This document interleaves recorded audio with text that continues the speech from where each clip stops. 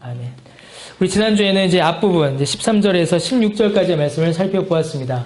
예수님께서는 제자들에게 너희는 나를 누구라 하느냐라고 이렇게 물으셨습니다. 세상 사람들의 의견, 세상 사람들의 판단, 이게 중요한 게 아니라 예수님을 믿는다, 또 예수님을 따른다 하는 그들의 신앙 고백을 예수께서는 물으신 것이지요. 이때 베드로가 모든 제자들을 대표하여서 예수님을 따르는 그 모든 신앙 공동체를 대표하여서 대답합니다. 주는 그리스도시요 살아계신 하나님의 아들이십니다. 주는 우리의 구원자이시며 주는 우리의 하나님이십니다. 그렇게 베드로가 고백을 하죠. 베드로의 이 신앙 고백을 들으시고 주님께서는 이에 더하여 그 신앙 고백의 의미, 그리고 그 신앙 고백의 유익이 무엇인지를 설명하여 주십니다. 주님께서 말씀하신 이 신앙 고백의 의미는 복입니다. 복이에요, 여러분. 복이라고요. 예, 복입니다. 이렇게 표정들이. 복이라니까요. 복입니다, 복. 주님께서는 이 신앙 고백을 향하여서 복되다, 그것이 복이다 라고 말씀하십니다. 이 신앙 고백을 한 베드로와 신앙 공동체가 복되며 그 신앙 고백이 교회를 이루고 또 그 교회가 복을 받아 주님의 권세를 누리게 됨을 주님께서는 하나씩 말씀하여 주십니다. 자, 주님께서는 먼저 이러한 고백을 한 베드로를 향하여 복되다라고 말씀하시죠. 여러분, 첫 번째 복, 주님께서 말씀하시는 첫 번째 복은 바로 이 신앙 고백 그 자체입니다. 주님께서는 베드로에게 이 고백을 한 내가 복되다라고 말씀하세요. 그리고 이어서 어떻게 베드로가 이런 고백을 할 수 있게 됐는지 그 신앙 고백의 과정을 설명해 주십니다. 그러니까 베드로도 알지 못했던 베드로의 고백의 원인들, 그 근원을 설명해 주십니다. 베드로의 신앙 고백은 혈육에 의한 것이 아니요 하나님께서 알려주신 계시입니다. 사람이 알려준 것도 아니고 사람의 힘으로 깨닫게 된 것도 아니고 오직 하나님께서 베드로에게 알려주신, 하나님께서 베드로에 신령해 주신 주의 계시라는 것입니다. 여러분, 신앙 고백이 뭘까요? 신앙 고백. 신앙 고백은 지성이 움직이는 겁니다. 그 지성이 인식하는 거죠. 예수님이 누구신가, 하나님이 누구신가, 성경이 무엇인가를 깨닫는 겁니다. 그럼 그것만이 아니에요. 우리의 정서가 움직입니다. 그 마음이 그 예수님께, 하나님께 우리 자신을 맡기는 신뢰가 일어납니다. 지성의 인식과 마음의 신뢰가 이루어지죠. 그러면 지성과 정서는 뭐죠? 전부 다 우리 내면에서 일어나는 것이죠. 근데 거기서 그치지 않습니다. 거기서만 그치지 않고 그 말씀을 따라 살아가는 삶의 변화, 곧 의지의 변화까지 이루어집니다. 그래서 신앙 고백은 지정의를 합친 전인격적인 반응이에요. 단순히 안다고 해서 혹은 단순히 내가 기뻤다 혹은 울었다라는 그런 감정의 변화로 인해서 혹은 단순히 내가 새로운 삶을 살아간다라는 삶의 변화만을 가지고 신앙 고백을 했다라고 말할 수 없습니다. 이 세 가지, 하나님을 아는 지식, 하나님을 향한 전적인 정서적 신뢰, 그리고 내 삶을 변화시키는 의지의 결단, 이 지정의가 모두가 합쳐질 때 비로소 신앙 고백이다라고 할 수 있어요. 자, 그런데 우리의 이 지정의, 이것으로는 예수님을 그리스도요, 하나님이시다라고 고백하는 그 신앙 고백이 사실은 불가능합니다. 사람의 지성은 이 사실을 깨닫기에 너무나도 미련합니다. 우리의 지성이 하나님을, 성경을, 예수님을, 성령님의 역사를 다 깨닫고 이해하기에는 우리의 지성이 너무나 모자라요. 미련합니다. 또 그것을 마음에 받아 주님께 우리의 삶을 모두 다 의탁하는 그런 신뢰, 그런 결단, 그런 정서적 반응은 더 어렵습니다.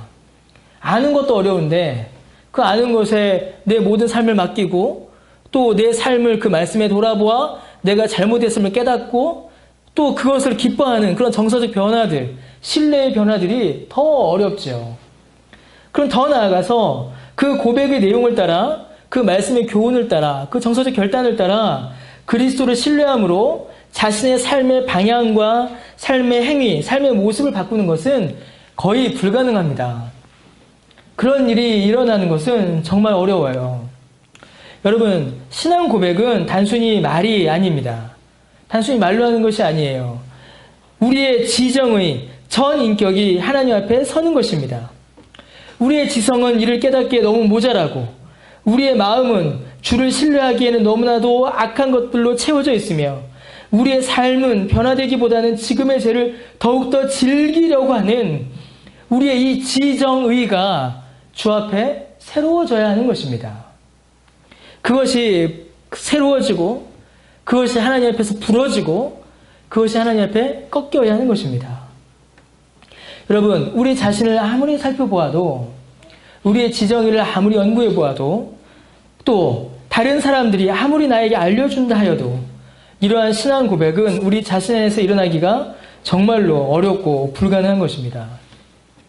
그런데 여러분, 그럼에도 불구하고 베드로가 이러한 신앙 고백을 하고 있는 것이에요. 바로 하나님께서 이를 알려주셨기 때문입니다. 하나님께서 이 신앙 고백을 베드로에게 주셨기 때문이에요. 여러분이 예수님을 구주로 고백하고 계십니까? 여러분 예수님을 구주로 믿고 계세요?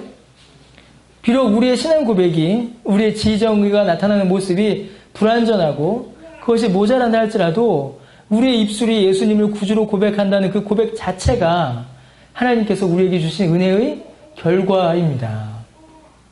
신앙 고백의 첫 단계, 예수님은 나의 구주이십니다라는 그 고백조차도 사실은 우리의 능력으로는 할 수가 없는 것이기 때문이에요. 여러분, 우리는 예수님을 믿는 신앙, 그리고 신앙 고백, 그리고 또 신앙 고백에 따른 삶의 변화, 또 신앙 활동들, 예배 참석하고 교회에 봉사하고 이런 일들을 좀 너무 쉽게 보는 경향들이 좀 있습니다. 개혁파 신학을 이제 잘못 이해하게 되면 교회를 섬기는 일들, 또 교회 봉사, 혹은 예배에 열심히 출석하는 것들을 좀 가볍게 보고 그런 것들을 강조하며 마치 율법주의냐 생각하는 그런 경향들이 있어요. 여러분, 그러나 그런 것 하나하나가 결코 쉬운 일이 아닙니다. 결코 쉽게 일어나지를 않아요. 여러분, 가룟 유다 한번 생각해 보십시오. 가룟 유다. 가룟 유다는 예수님을 늘 따라다니던 자였어요. 그리고 중요한 일도 많이 했던 사람입니다. 그러나 그의 결말은 어떻게 되었죠? 예수님을 부정하였고 비참한 죽음으로 그 인생이 끝나고 말았습니다. 여러분, 우리가 예수님을 믿는 그 신앙의 고백, 주 앞에 나오는 그 모든 일들은 그저 교회를 10년, 20년 다닌다고 하여, 그저 그냥 내가 뭐 집사가 되고 장로가 된다고 하여 그것이 자연스럽게 그냥 마치 코스웍을 마치면 학위 주듯이 그렇게 얻어지는 것이 아니라는 것입니다. 하나님께서 그 한 사람 한 사람에게, 그 한 영혼 한 영혼에게 하나님께서 은혜를 베풀어 주실 때에 그때야 비로소 나타나게 되는 것입니다. 바로 그러한 신앙 고백이, 그러한 믿음이 베드로에게 그리고 우리에게 일어난 것입니다. 사람의 힘으로는 결코 할 수 없는 일이 벌어진 것이지요. 세상의 힘으로는, 세상의 지식과 권력과 지위로는 결코 가질 수 없는 그 생명의 복음을 우리가 소유하게 된 것이고 우리의 입술이 그 믿음을 고백하게 된 것입니다. 이것이 바로 복이에요. 가질 수 없는 것을 가진 것이고 할 수 없는 것을 하게 된 것입니다. 자, 주님께서는 이어서 두 번째 복을 말씀해 주십니다. 주님께서 주신 이 믿음, 이 신앙 고백의 복은 단순히 개인 안에서만 그치는 것이 아닙니다. 주님께서는 그 신앙 고백 위에 주님의 교회를 세우시겠다라고 말씀하십니다. 바로 이 신앙 고백 위에 세워진 교회가 바로 복입니다. 여러분, 교회가 복이에요. 주님께서는 베드로를 향하여서 너는 베드로라, 내가 이 반석 위에 내 교회를 세우겠다라고 말씀하십니다. 이 말씀에 나오는, 18절에 나오는 말씀, 이 베드로와 반석의 관계를 잘 이해하는 것이 좀 필요합니다. 그런데 이 베드로와 반석의 관계를 이제 양극단으로 이해를 하는 분들이 계세요. 베드로가 곧 반석이다라고 믿는 분들이 계십니다. 그래서 예수님께서 하신 이 약속은, 이 반석은 곧 베드로이기 때문에 베드로 위에, 베드로라는 한 사람 위에 예수님의 교회가 세워졌다 라고 이렇게 믿는 분들이 계세요. 로마 카톨릭이죠. 천주교가 그렇게 믿습니다. 그래서 베드로는 예수님의 대리자이고 예수님의 대리자가 베드로고, 그리고 베드로의 제자들이 그 예수님의 대리자의 역할을 대신했으며 그 베드로의 제자들이 다른 모든 교회의 지도자들보다 최고의 지도자이니 그가 바로 교회의 황제, 교황이다. 그렇게 믿죠. 이제 로마 카톨릭은 이 베드로와 반석을 같은 것으로 이해합니다. 또 다른 극단도 있어요. 어떤 극단이냐면 이 신앙 고백과 베드로는 완전히 별개의 것이다 라고 믿는 분들도 계십니다. 이런 분들이 이제 개신교 안에 그런 분들이 종종 있어요. 베드로는 베드로고 베드로의 신앙 고백은 신앙 고백이다. 그래서 여기서 나오는 베드로는 아무 의미 없다. 주님께서 내가 이 반석 위에라고 말씀하실 때 이 반석은 베드로를 제외한 베드로와 같은 사람은 아무 관계없는 그냥 또 다른 어떤 신앙 고백이다. 교리다. 복음이다. 이렇게만 가르치는 분들이 계세요. 그래서 교회는 사람 없어도 된다. 사람 헌신 안 해도 된다. 그저 그냥 어떤 교리적인 교훈만 있으면 된다. 어떤 선언만 있으면 된다라고 생각하는 분들도 계십니다. 둘 다 잘못된 겁니다. 양극단이에요. 이 베드로와 반석이 어떤 관계인가를 우리는 잘 이해해야 합니다. 본문에서 나오는 베드로와 반석은 그런 이 둘 다를 지지하지 않습니다. 여러분, 본문에 나오는 이 베드로라는 이름은 헬라어로 이제 페트로스라고 합니다. 페트로스. 근데 이 남성 단수 명사예요. 남성 하나를 가리키는 것이죠. 근데 뒤에 나오는 반석은 이제 페트라입니다. 페트라. 이제 페트라라는 단어는 이제 여성 단수 명사예요. 여성을 가리키는 단어예요. 그러니까 페트로스, 베드로는 남성, 페트라는 여성이 되는 겁니다. 그러니까 일단 성이 다르죠. 자, 그런데 이 페트로스나 페트라 둘 다 모두 그 당시에는 어떤 반석이나 바위를 가리키는 단어로 쓰이기도 했습니다. 그리고 베드로가 남자니까 베드로한테 페트라, 여성을 쓸 수는 없잖아요. 그래서 페트로스, 이렇게 남자 명사를 붙인 것으로 그렇게 볼 수도 있습니다. 이제 이렇게 보게 되면 어떻게 되죠? 베드로와 반석이 같은 게 되죠. 같은 것을 가리키게 됩니다. 베드로와 반석이 아무 상관이 없다라고 말할 수는 없는 거예요. 베드로와 반석이 분명히 어떤 연관점, 어떤 연결점이 분명히 있습니다. 자, 그런데 이 두 단어 사이에는 그런 어떤 연속성, 연결점만 있는 것이 아니라 구별점도 분명히 있습니다. 의미의 차이가 있어요. 베드로의 원래 이름이 뭐죠, 여러분? 베드로의 원래 이름? 시몬이죠, 시몬. 여기서 바요나 시모나라고 할 때 이 바요나라는 말은 반요나, 요한의 아들이라는 뜻이에요. 벤이 아들인데.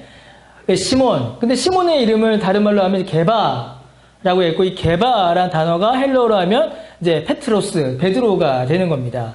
자, 그런데 이 페트로스라는 이 단어는요, 반석, 바위라는 뜻보다는 돌멩이라는 의미입니다. 돌멩이. 그러니까는 조약돌이에요, 조약돌. 길거리에 돌아다니는 그냥 돌멩이가 페트로스예요.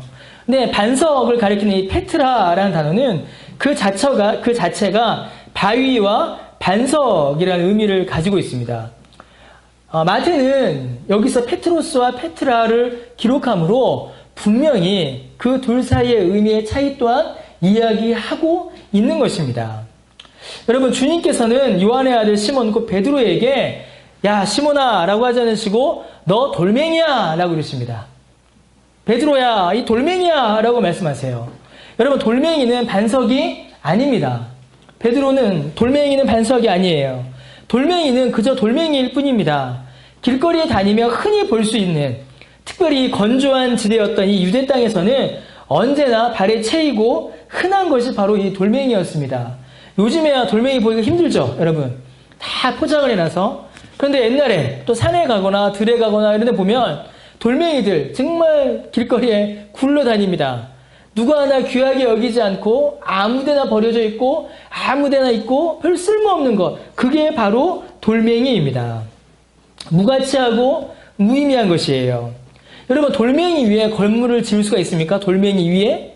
못 지어요. 주먹만한 돌멩이 위에 여러분 무엇을 지을 수가 있겠습니까? 건물은 고사하고 그 위에는 어떤 것도 올려놓을 수 없는 것, 그게 바로 돌멩이이고 그게 바로 베드로입니다. 이게 바로 베드로의 실체입니다. 베드로라는 한 개인은 아무것도 아닙니다. 아무것도 아니에요.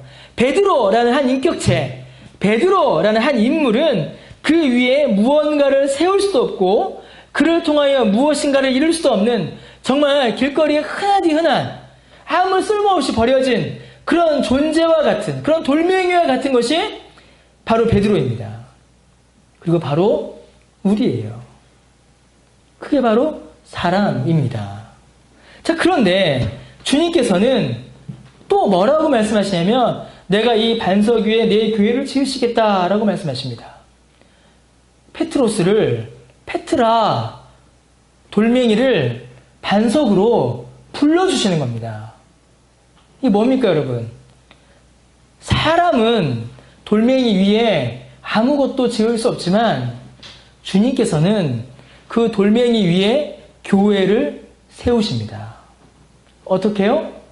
그 돌멩이를 주께서 반석으로 삼아주시기 때문입니다. 정말 돌멩이지만 아무것도 아니지만 무의미하지만 아무것도 할 수 없이 굴러다니는 돌멩이이지만 주님께서는 그 돌멩이를 반석으로 삼아주셔서 그 반석 위에 주님의 교회를 세우시겠다라고 말씀하시는 겁니다. 여러분 뭐와 같죠? 우리가 죄인이지만 우리를 의롭다라고 불러주신 것처럼 우리는 아무것도 없는 돌멩이이지만 우리를 반석이다라고 불러주시는 겁니다. 근데 주님의 이 불러주심은 그냥 이름만 불러주시는 것이 아니라 실제로 그 일을 이루시는 것입니다. 여러분, 어떻게 이 돌멩이가 반석이 될 수 있을까요? 어떻게 이 돌멩이가 반석이 되었을까요? 어떻게 이 아무것도 아닌 돌멩이가 주님의 교회가 세워지는 반석이 될 수 있을까요? 여러분, 제가 방금 칭의에 대해서 말씀드렸죠. 우리는 죄인이지만 하나님께서 우리를 의롭다라고 불러주셨습니다. 우리는 죄인이지만 하나님께서 우리를 의인으로 삼아주셨어요. 하나님의 자녀로 삼아주셨습니다. 무엇 때문에, 무엇으로 우리에게 그런 은혜를 주셨죠? 예수님을 믿는 믿음 때문입니다. 우리가 예수님을 믿기에 죄인이나 우리를 의인으로 불러주시고 우리가 예수님을 믿기에 우리가 외인이나 하나님의 자녀로 주께서 삼아주시는 것입니다. 똑같은 일이 여기서 벌어집니다. 우리는 돌멩이에요. 우리 위에는 그 무엇도 세울 수가 없는 돌멩이 같은 존재들입니다. 돌멩이입니다. 그런데 하나님께서 이 돌멩이 같은 베드로에게 예수님을 그리스도요 하나님으로 믿는 신앙 고백을 주셨습니다. 그 신앙 고백을 하나님께서 주셨을 때에 그때에 이 돌멩이는 비로소 반석이 된 것입니다. 돌멩이가 갑자기 막 커지고 돌멩이가 갑자기 반석으로 변신한 게 아니에요. 그냥 돌멩이입니다. 아무짝에 쓸모가 없는 돌멩이에요.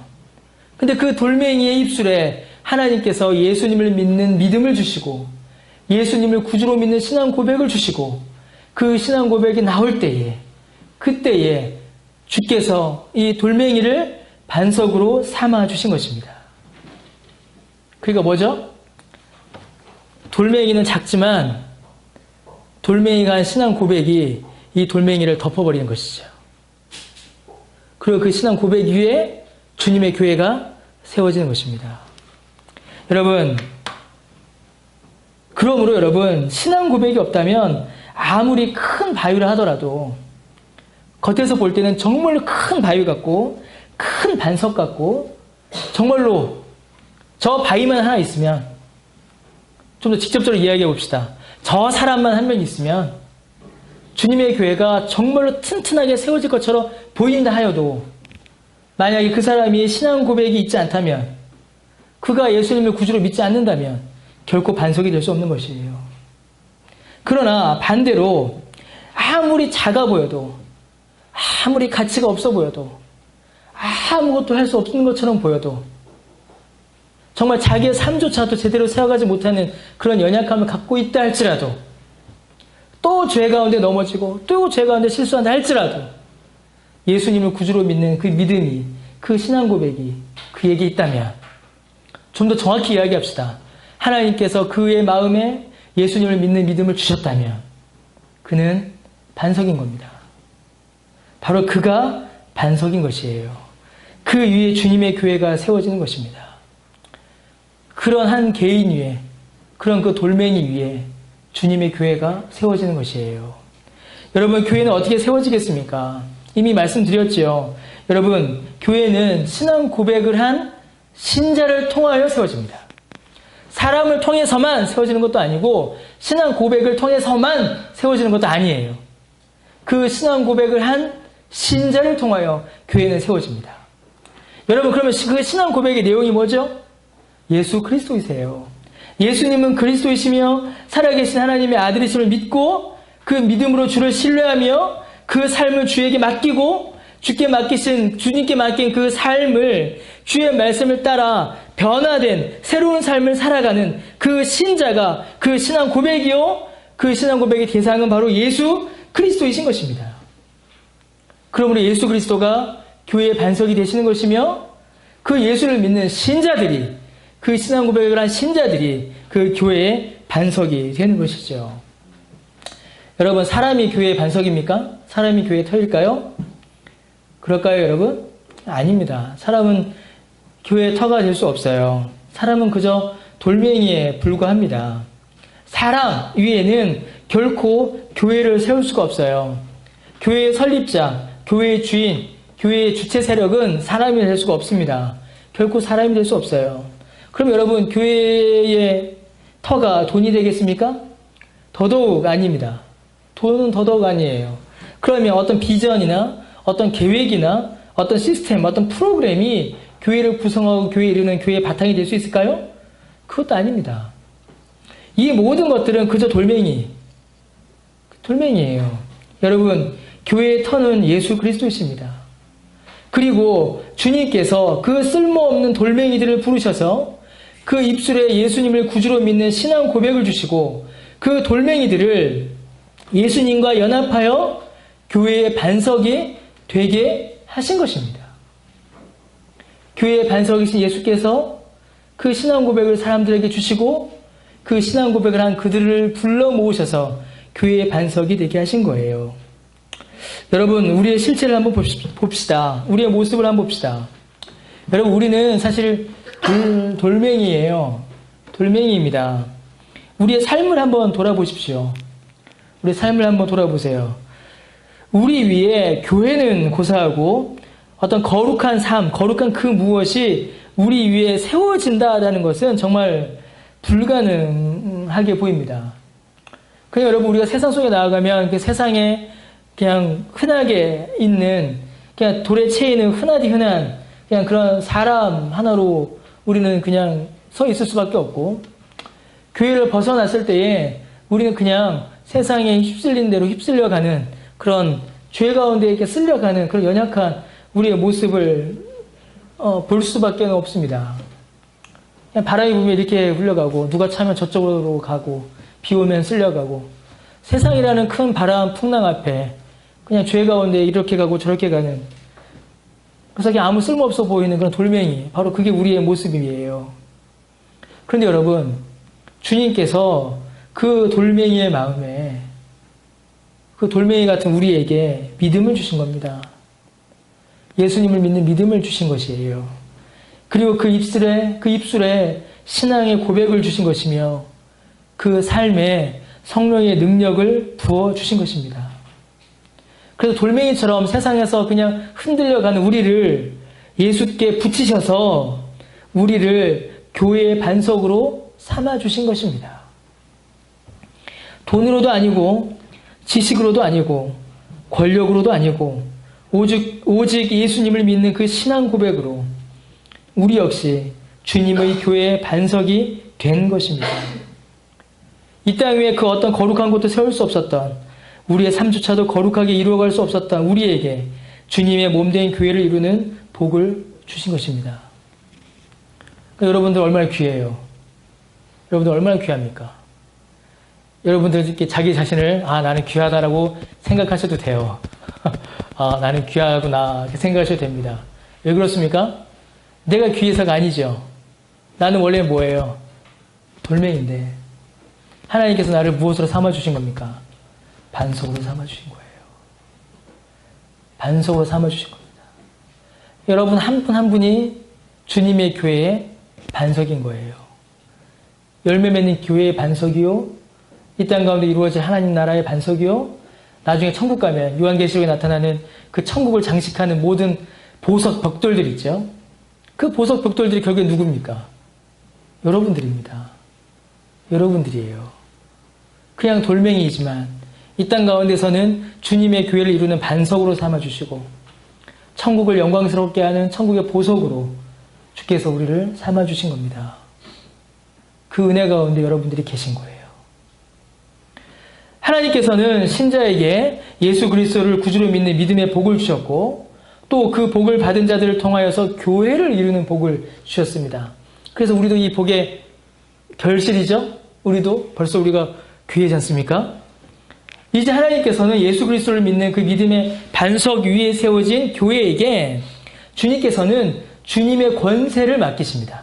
주님의 권세를 주세요. 교회의 세 번째 복은 뭐냐면 바로 권세입니다. 주님의 권세를 교회는 누립니다. 우리 교회 권세 있는 교회예요. 자, 주님께서는 이 교회의 권세를 두 가지로 말씀해 주십니다. 이제 18절 후반부와 19절에 나타나죠. 첫 번째 교회가 가지는 권세는 음부의 권세가 이기지 못하는 권세이고 음부의 권세를 이기는 권세죠. 두 번째는 천국문을 열고 닫는 천국 열쇠. 이게 바로 교회의 권세입니다. 이것 역시 베드로라는 한 개인에게 주어진 것이 아니죠. 그것을 한 개인으로 보시면 안 됩니다. 자, 하나님께서는 너무나도 강력한 이 두 가지의 권세를 교회에게 주셨습니다. 음부의 권세를 이기는 권세와 천국 열쇠를 소유한 권세, 이 두 가지의 권세를 주님의 교회에게 주셨어요. 그리고 음부의 권세라고 할 때 이 음부의 권세는 죄와 사망의 권세를 가리킵니다. 죄와 사망은 이 세상에 존재하는 것들 중에서 가장 강력한 권세입니다. 여러분, 죄를 이기기란 결코 쉽지가 않습니다. 죄를 이기는 것은 정말 어려워요. 어떨 때는 어떻게 합니까? 어떨 때는 죄가 우리를 막 굴복시키고 넘어뜨릴 때도 있지만 어떨 때는 내 스스로, 내 발로 죄에게 굴복하여 갈 때도 있습니다. 죄야, 나를 좀 찾아와라. 죄야, 나를 좀 유혹해다오. 라고 나 스스로 나를 죄에게 굴복시킬 때조차 있을 정도로 죄는 무서운 것이에요. 사망은 또 얼마나 무섭습니까? 여러분, 이 땅에서 살아가는 사람들 중에 사망, 죽음을 이길 수 있는 존재는 아무도 없습니다. 생명을 가진 모든 존재는 죽음 앞에 집니다. 죽음이라는 것을 벗어날 수가 없어요. 전도서에 그 솔로몬이 왜 인생의 허물을 이야기할까요? 솔로몬이 왜 그러냐면 자기가 모든 지식, 모든 쾌락, 모든 부, 모든 권력을 다 가져봐도 이길 수 없는 절대적인 절망이 있다라고 이야기해요. 그게 뭐예요? 그 죽음인 거예요. 죽음. 내가 아무리 많은 것을 누리고 가지고 해봐도 이 죽음을 이길 수 없구나 라는 그 사실에 솔로몬이 인생이 헛되고 헛되니 모든 것이 헛되다라고 그렇게 설명하는 겁니다. 그러니까 사망의 권세 역시 이 땅에 살아가는 그 어떤 사람도 이길 수 없을 만큼 강력합니다. 이 세상의 그 어느 것도, 그 어느 사람도 죄와 사망의 권세를 이겨낼 힘과 능력이 없습니다. 우리 한번 돌아보세요. 우리 자신. 우리가 얼마나 많이 죄에 넘어집니까? 죄와 사망의 권세는 너무나도 강력해요. 자, 그러면 죄와 사망의 권세를 이기려면 어떻게 되겠습니까? 먼저 죄의 문제를 해결해야겠죠. 그럼 죄의 문제를 해결하려면 어떻게 되겠어요? 우리가 지은 죄에 대해서는 용서받아야 되고 앞으로 지을 죄에 대해서는 싸워나가야겠죠. 근데 우리에게 그런 힘과 능력이 사실은 없다라는 거예요. 지은 죄를 모두가 해결할 수 있을 만한 능력도 없고 죄와 싸워 이길 만한 능력도 돌멩이인 우리에게는 없는 겁니다. 그럼 사망은 어떻게 하겠습니까? 사망은 죽었다 살아나야 되는데 우리가 죽었다 살아날 수가 있어요? 없어요. 우리는 죽었다가 살아날 수가 없습니다. 모든 사람을 억압하여 고통하게 하는 죄를 해결하고 영원한 사망의 저주를 극복하는 영원한 생명, 죄 용서와 죄를 이김, 그 다음에 죽음을 극복함, 이 두 가지의 권세를 주께서 교회에게 주셨다는 거예요. 어떻게 주셨는가? 어떻게 주셨는가? 이미 여러분들 답을 마음속에 다 가지고 계실 겁니다. 예수 그리스도를 통하여 교회에 주셨습니다. 여러분, 예수님께서 십자가에 달려 죽으실 때에 이 죄의 권세가 무너졌습니다.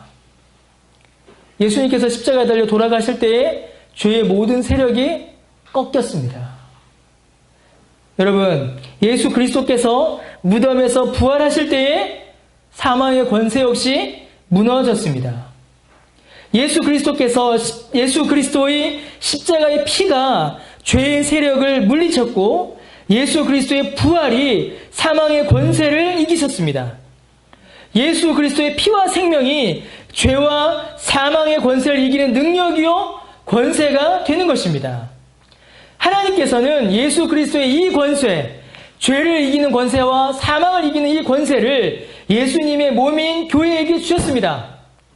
그래서 예수를 믿는 모든 자들에게는 지은 죄에 대한 용서를 주셨고 예수께서 죄를 이기셨으므로 예수 믿는 자들은 앞으로 살아갈 때 지은 죄에 대하여 싸울 수 있는 힘을 주신 겁니다. 예수께서 사망을 이기고 부활하심으로 영생을 누리셨듯이 그 영생을 예수 믿는 모든 자들에게 주신 것이죠. 그래서 여러분, 예수 믿는 자가 겪는 죽음은 어떤 죽음일까요? 예수 믿는 자가 왜 또 죽어야 됩니까? 그 죽음은 죄의 결과로 인한 사망이 아니라 천국으로 향하여 가는 문이 되는 것입니다. 예수 믿는 자들에게 주님께서는 이 권세를 주셨습니다. 그럼 여러분, 이 권세를 어떻게 행할 수 있을까요? 어떻게 이 권세를 행사할 수 있겠습니까? 야, 우리 교회는 죄를 이기는 권세, 사망을 이기는 권세를 주셨어. 그 권세를 이제 행사해야죠. 그렇죠? 권리를 행사해야죠. 어떻게 행사할 수 있겠습니까? 여러분, 이 권리는 예수 그리스도의 복음으로 이를 행할 수 있습니다. 예수 그리스도를 증거함으로 이를 행하는 것입니다.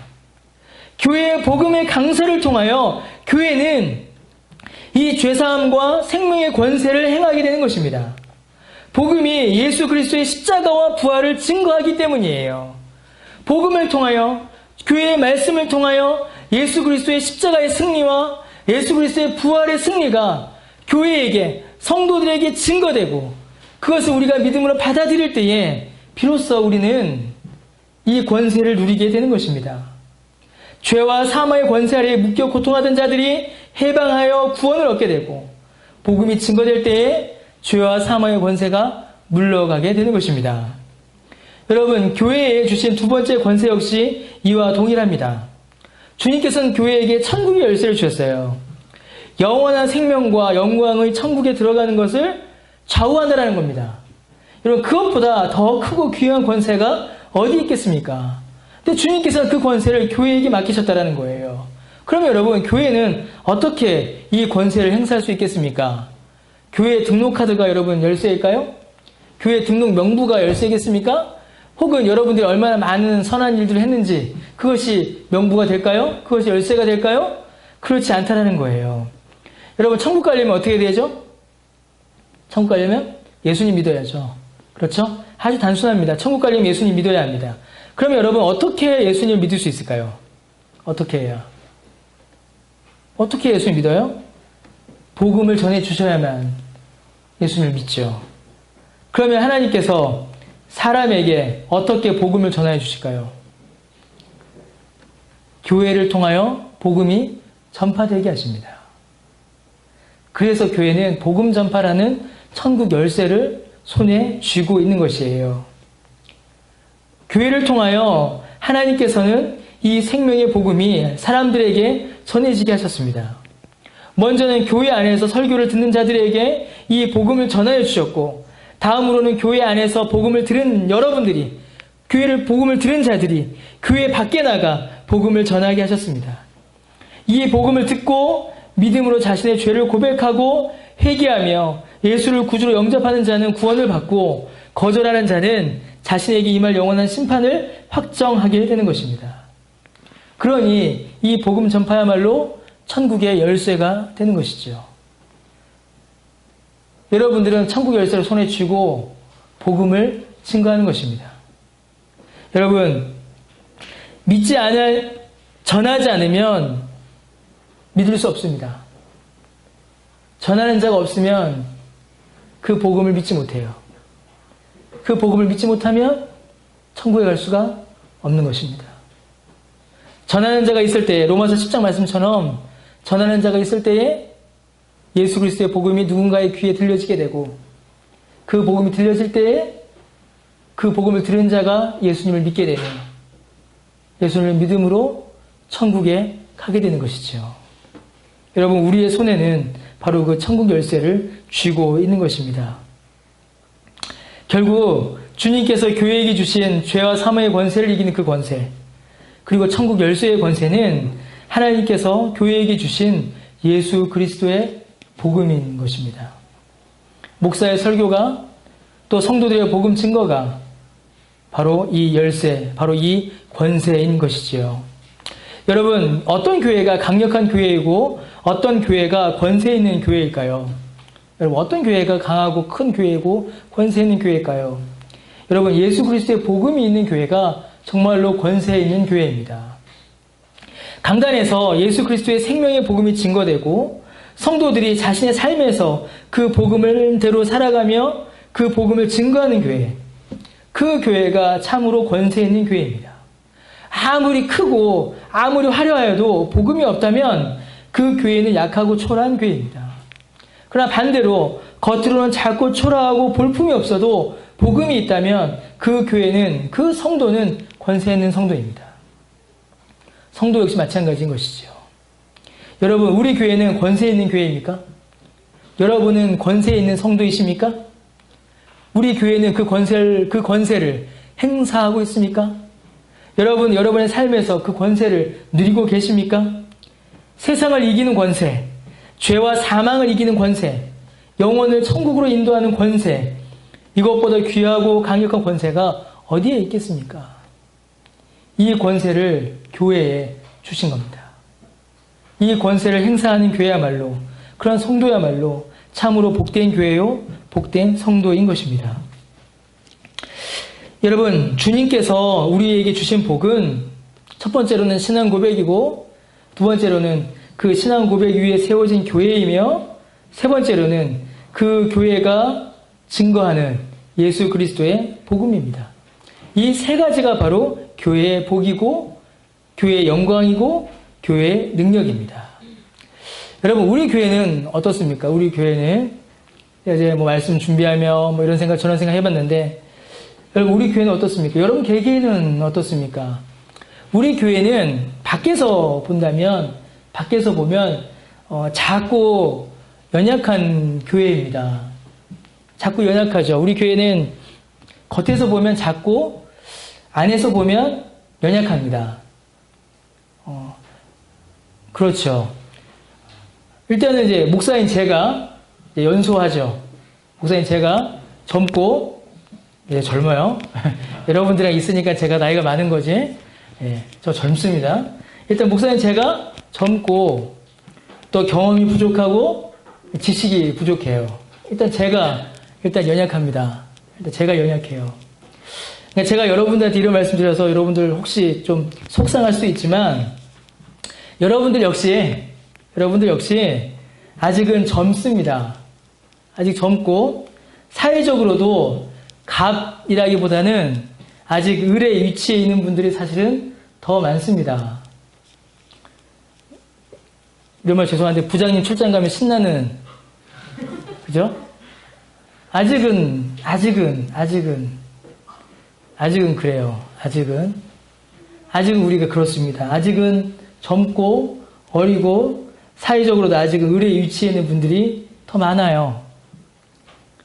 믿음 역시 어쩔 때 좀 부족합니다. 지식도 모자라요. 지식도.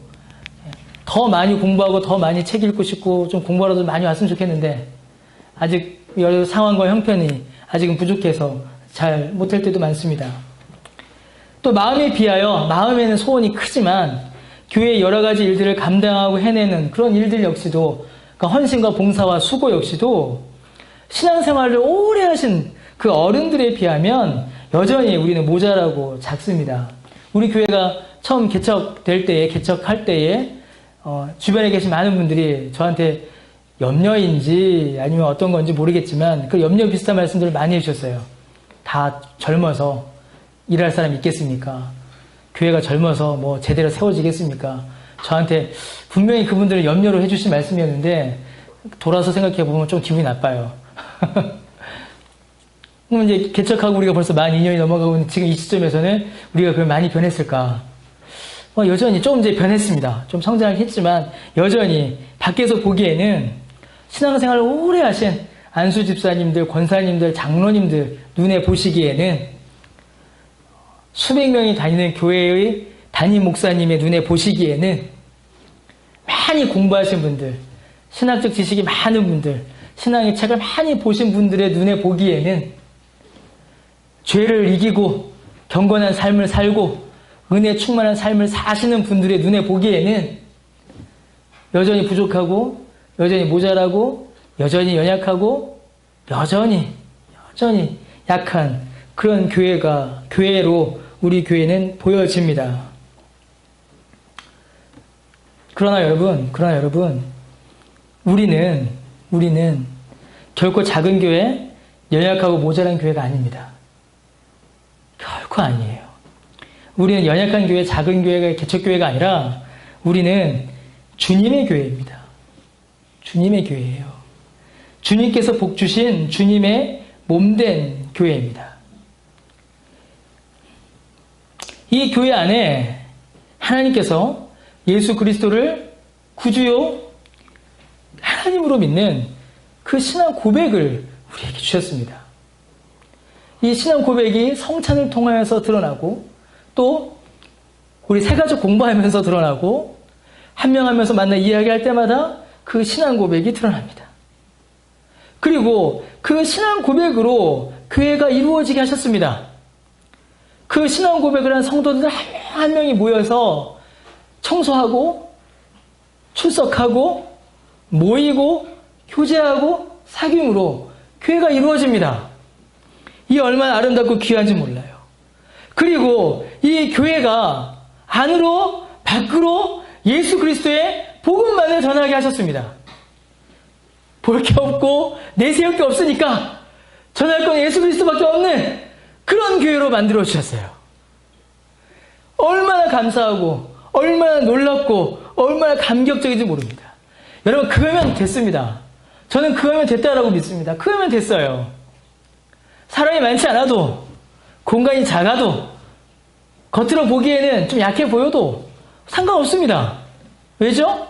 우리는 예수님을 구주로 고백하는 신앙 고백이 있고 사람을 의지하거나 돈을 의지하거나 어떤 세상의 권력을 의지하는 것이 아니라 오직 예수 그리스도의 그 신앙 고백만으로 교회를 이루며 교회가 다른 것들을 가르치거나 이상한 것들을 행하거나 이런 것이 아니라 우리 안으로 밖으로 예수 그리스도의 복음만을 가르치고 전하고 배우기에 주님께서 말씀하신 이 복된 교회의 모습이 우리 교회 안에 우리 교회에 이루어지고 있다라고 저는 믿습니다. 저만 믿나요? 저는 그렇게 믿습니다. 그게 우리의 교회의 모습이다라고 저는 믿고 그렇게 교회가 이루어졌다라고 저는 믿어요. 여러분 교회만이 아닙니다. 여러분 개개인도 마찬가지입니다. 여러분 개개인이 교회잖아요. 여러분의 개인의 모습들 어떻습니까? 뭐 한 이야기를 다시 반복하는 것 같아서 죄송합니다만 얼마나 돌멩이 같아요. 얼마나 돌멩이 같습니까? 얼마나 연약합니까? 겉으로 볼 때에 다른 사람들이 여러분들을 볼 때에 심지어 자기가 자기 자신을 볼 때에도 저도 마찬가지예요. 내가 내 자신을 볼 때에 다른 사람들이 나를 볼 때에 얼마나 한심하게 보고 얼마나 모자라게 보고 얼마나 부족하게 보고 얼마나 연약하게 봅니까? 그런 평가들이 얼마나 우리에게 덮쳐옵니까? 그러나 우리는 예수 그리스도 안에서 반석입니다. 우리는 예수 그리스도 안에서 반석이에요.